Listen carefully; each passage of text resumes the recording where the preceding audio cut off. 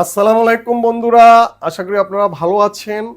একটা নতুন ভিডিওতে আপনাদেরকে শুভেচ্ছা জানাচ্ছি। আমার ইউটিউব চ্যানেল এবং আমার ফেসবুক অবশ্যই আপনারা ফলো করবেন, সাবস্ক্রাইব করবেন।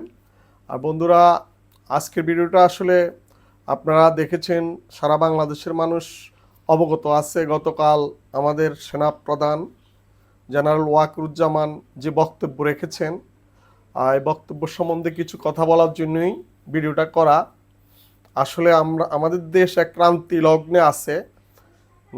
5 আগস্ট যেই আমরা প্রায় 2000 লোকের প্রাণের বিনিময়ে যে স্বৈরাচার ফ্যাসিস্ট হাসিনাকে উৎখাত করে একটা নতুন সরকার অধিষ্ঠিত হয়েছে, কিন্তু আমাদের দেশে এখনও সেই রকম শান্তি শৃঙ্খলা এবং একটা অর্থনৈতিক মন্দাভাব কিছুই এই সরকার এখনও সফলভাবে কিছু করতে পারে নাই। বিধায় দেশের বিভিন্ন জায়গায় বিশৃঙ্খল অবস্থা সৃষ্টি হয়েছে।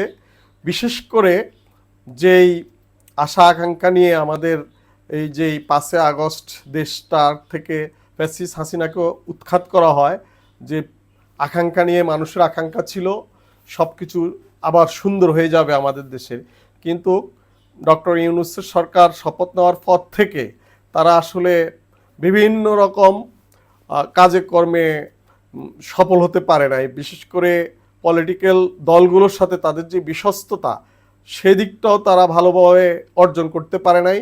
আর মূল সমস্যা যে অর্থনৈতিক সমস্যা, সিন্ডিকেট ভাঙতেও তারা ব্যর্থ। আর ইতিমধ্যেই আমরা দেখতে পাচ্ছি যে সারা বাংলাদেশেই ছিনতাই, খুন, রাহাজানি এগুলা বেড়ে গেছে। তো এই মুহূর্তে জেনারেল ওয়াকারুজ্জামান যে বক্তব্য রেখেছেন, আমার ব্যক্তিগত মতামত হলো এটা খুবই সুন্দর বক্তব্য রেখেছেন। এই সময়ে ওনার থেকে এরকম বক্তব্যই আশা করছিলাম আমরা, যে একটা কঠোর ভাষা ইউজ করবেন। যদিও উনি ওনার যে নির্বাচন সম্বন্ধে উনি যে ভালো কথাই বলেছেন, যে ইউনূস সাহেবের সাথে ওনার যতবারে কথা হয়েছে, ওনার আগামী ডিসেম্বরের মধ্যেই নির্বাচন করার আশা ব্যক্ত করছেন উনি।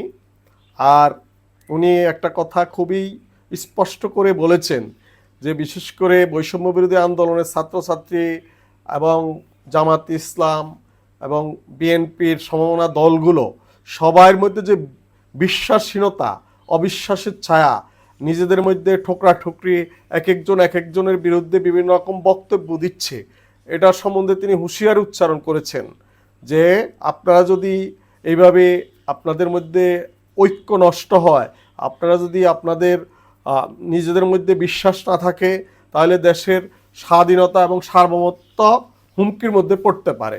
এটা খুবই গুরুত্বপূর্ণ বক্তব্য আমি মনে করি, কারণ উনি একজন সেনাপ্রধান। ওনার কাছে বিভিন্ন রকম ক্লু থাকতে পারে। বিশেষ করে আমাদের প্রতিবেশী রাষ্ট্রে যে ফ্যাসিস্ট হাসিনা বর্তমানে অপেক্ষা করছে কখন এই দেশে একটা বিশৃঙ্খলা লাগাতে পারে, এবং ওনার প্ল্যান আছে এবং বিভিন্ন সময় বিভিন্ন রকম বক্তব্য দিয়ে উস্কানি দিচ্ছে উনি। তো ওয়াকারুজ্জামান সেদিকে ইঙ্গিত করে হয়তো বলেছেন যে যে কোনো সময় একটা বিশৃঙ্খলা লাগতে পারে। এই জন্য আমি আমার ভিডিওতে আজকে বলবো আমার প্রিয় বৈষম্যবিরোধী ছাত্র আন্দোলনের সবাইকে এবং জামাত ইসলামীর অঙ্গ সংগঠন সহ ছাত্র শিবির জামাত সহ সবাইকে বলবো, এবং বিএনপি বিশেষ করে একটা বৃহত্তর দল বিএনপি, তাদের সাথে যাতে এই দলগুলোর কোনো রকম মতানৈক্য না হয়, নিজেদের মধ্যে ঐক্য বজায় রাখতে হবে।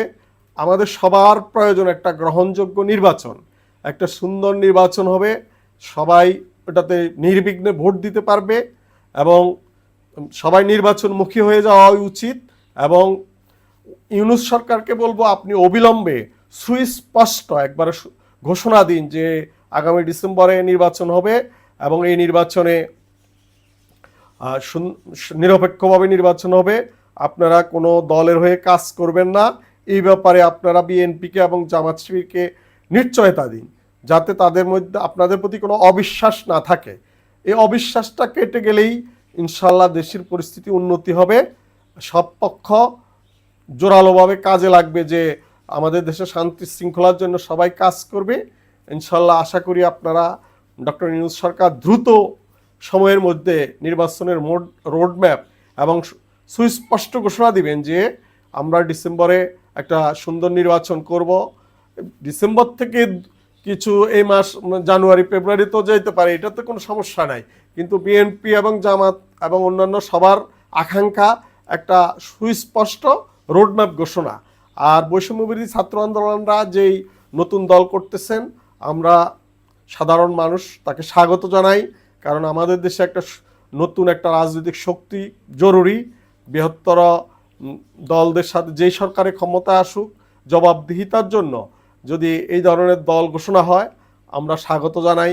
কিন্তু এই দেশে আবার যাতে কোনো রকম -2 ফর্মুলার সামনে নিয়ে এনে বিশৃঙ্খলা সৃষ্টি না করা হয়, কারণ সরকারের চলনে বলনে কৌশলে বিভিন্ন রকম ইশারা ইঙ্গিতে যেভাবে বোঝা যাচ্ছে যে ছাত্র সংগঠনের নেতারা যদি দল করে তারা বাংলাদেশে একটা সরকারি ছত্রছায়া ইলেকশন করে কোনো কিছু করা যায় কিনা চেষ্টা করবে। যদিও এটা আমরা এটা সম্পূর্ণ ব্যর্থ চেষ্টা হবে, কারণ এই দেশে অনেকেই চেষ্টা করেছে যে বিএনপি আওয়ামী লীগকে বাদ দিয়ে কিছু করার, কখনো সফল হয় নাই। তো এবারও ইনশাল্লাহ আমরা আশা করি, আওয়ামী লীগ তো নিজেরাই নিজেদের পতন ডেকে এনেছে, তারা নিজেরাই মাইনাস হয়ে গেছে। এখন আমাদের বৃহত্তর দল বিএনপি নেতারা ঐক্যবদ্ধভাবে এবং বিএনপি নেতারা তাদের দলকে শৃঙ্খলা রেখে কাজ করবেন, যাতে কোনো রকম মানুষের মনে বিরূপ ধারণা না সৃষ্টি হয় যে বিএনপি সরকার আসলে এই দেশে আবার বিশৃঙ্খলা হবে। এই ব্যাপারে নিশ্চয়তা দিতে হবে। বিএনপির ভারপ্রাপ্ত চেয়ারম্যান তারেক রহমান খুব সুন্দরভাবে তার দলকে ইনস্ট্রাকশন দিচ্ছেন যে যেন দলে শান্তি শৃঙ্খলা বজায় থাকে এবং ঐক্য থাকে। এই ব্যাপারে তারেক রহমানকে আন্তরিক ধন্যবাদ। উনি আশা করি খুব দ্রুতই বাংলাদেশে ফিরে আসবেন। আর সরকারকে বলবো দ্রুত যাতে তারেক জিয়া বাংলাদেশে আসে, সরকারিভাবে চেষ্টা করে, যাতে ওনার যদি কোনো রকম পাসপোর্টের প্রবলেম থাকে বা অন্য কোনো সমস্যা থাকে, তারেক জিয়া আসলে বিএনপিকে নিয়ন্ত্রণ করা সহজ হবে। ওনার জন্য এই বাংলাদেশে আসাই এখন উত্তম সময়।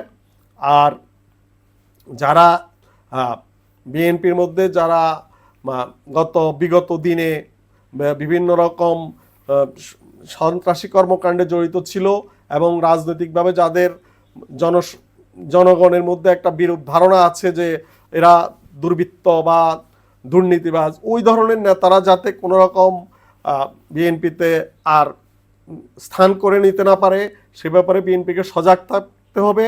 এবং জামাতে ইসলামী ইতিমধ্যে তারা বিভিন্ন আসনে তারা প্রার্থী ঘোষণা করতেছে, তারা নিজেদের দল গোছানোর চেষ্টা করছে খুব ভালোভাবেই। তা আশা করি সব দলেই ঐক্যমত হবেন। নুরু ভাই, নুরুল হক নুরু ভিপি, নুরু ভাই আপনাকে বলবো আপনি আরও জোরালো বক্তব্য রাখুন যে সরকার যাতে নির্বাচনমুখী হয়। ইনশাল্লাহ আগামী দিনে আমরা একটা ভালো কিছু আশা করি।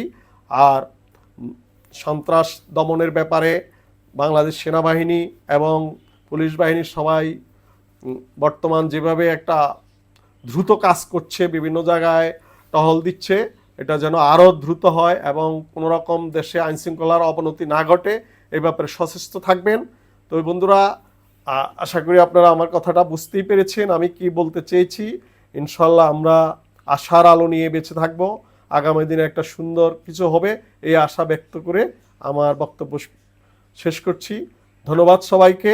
অবশ্যই আমার ভিডিওটি ভালো লাগলে আপনারা একটা লাইক দিবেন, শেয়ার করবেন এবং আমার ইউটিউব চ্যানেলটি অবশ্যই সাবস্ক্রাইব করবেন। ধন্যবাদ সবাইকে, ভালো থাকবেন সবাই।